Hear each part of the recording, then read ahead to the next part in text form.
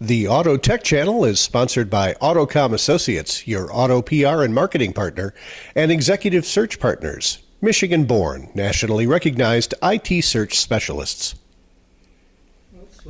Hey, it's Mike Brennan. We're doing a special video news update from CAR's Management Briefing Seminars. I'm with Venkat Sumantran, who is the chairman of Celeris Technologies, and he's written a book, or co-written a book, called Faster, Smarter, Greener, and he's going to be talking this week at the event, talking about what's going on in mobility. So there's been so much noise about auto tech. Where is this all leading?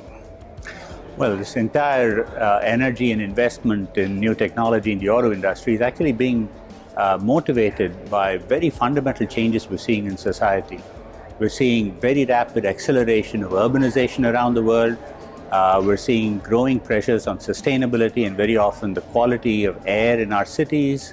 We're seeing tremendous possibilities emerging from digital technologies and the digitized world.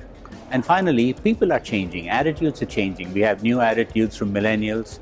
All of this is combining to require very different mobility, particularly in urban areas. Okay. And as we're seeing all of these technologies play out, we're also beginning to see cities come in with very specific rules. It can be rules specific to Boston or London or Shanghai. And they're all beginning to further mold the way the mobility architecture is going to change. So the auto industry has to respond. They are working with all sorts of technologies: electrification, connectivity, shared mobility, and even autonomy. And they're all trying to find ways to be relevant to the future of mobility. All right, and it looks like cities and local communities are going to be much bigger players in defining future mobility. Would you agree? Yes, very much so. I think in the US, literally for the last 4 decades, the automotive technology has been mostly molded by regulations from NHTSA and EPA.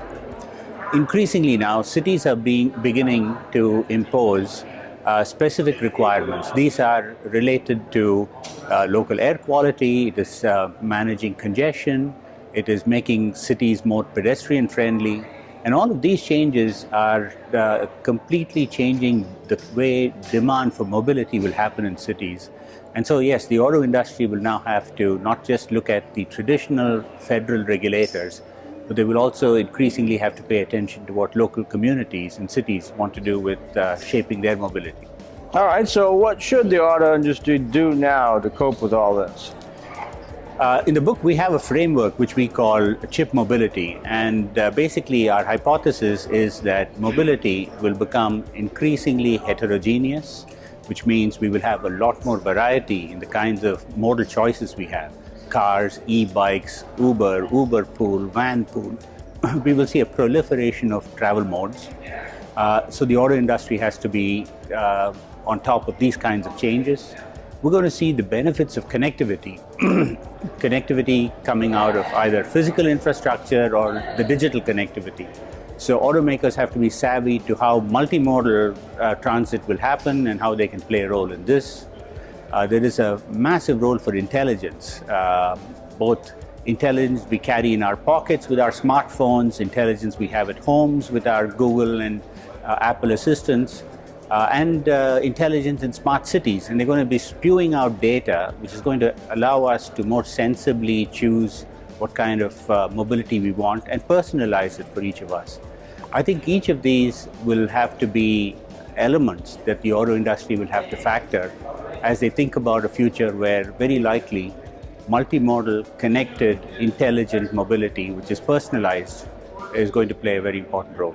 And if folks want to get your book, how do they find it? Where do they find it? It's available through the MIT Press, it's available through Amazon, and most likely most local bookstores.